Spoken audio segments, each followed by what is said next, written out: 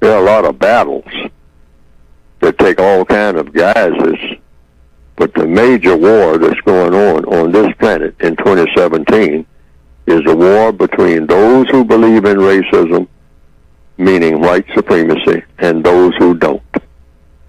And the white supremacists started that war whenever they established a system of racism, because racism is designed to mistreat people. That's all it's good for.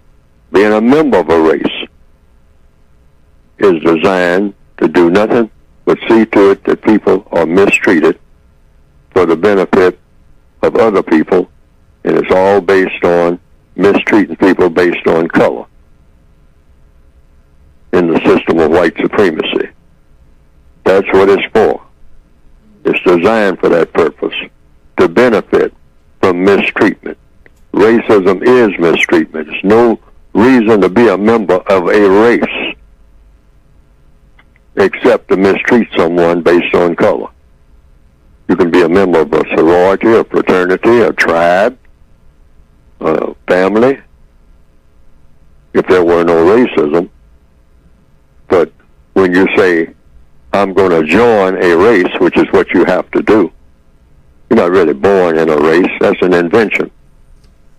You're going to join a race? What are you racing against? Time? Some people say, well, I'm racing against time. Well, you don't race against time. You use time. What are you racing against time for? But the white supremacists invented a concept called race. Racism or racism, based on, it's all about color.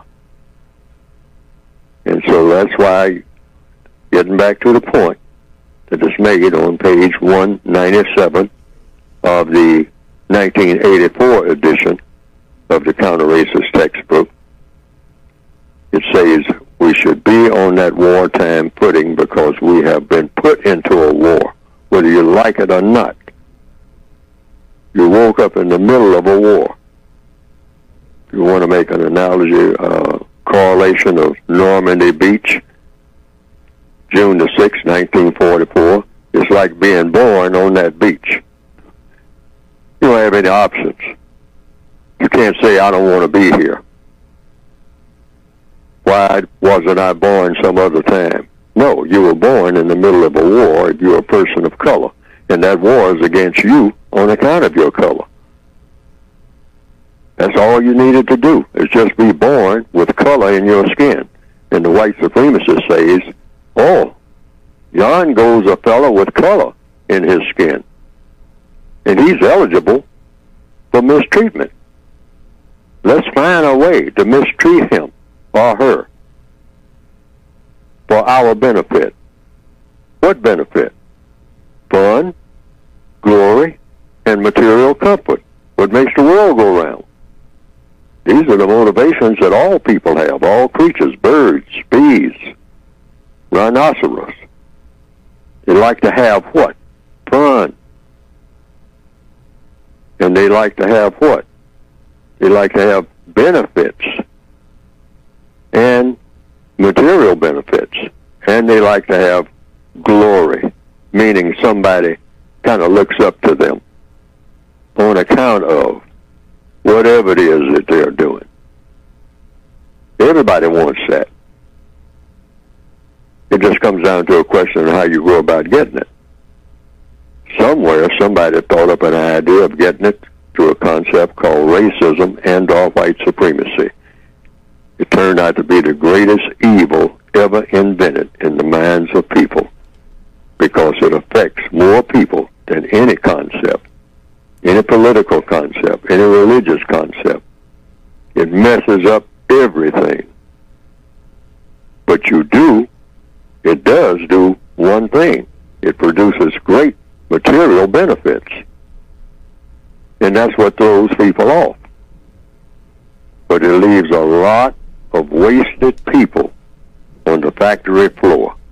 You get a lot of products, a lot of plastic, a lot of machinery, a lot of toys to play with, a lot of very beneficial inventions out of the system of white supremacy. But it destroys too many people in the process. You can get those same benefits through a concept called justice, which has never existed, by the way, in recorded history. But the concept exists, and there's probable cause to believe you can get the same benefits out of a system of justice, even better benefits, without destroying anybody, without mistreating anybody in a system of justice. So that's why the concept, the compensatory concept, is to replace the system of white supremacy with the system of justice.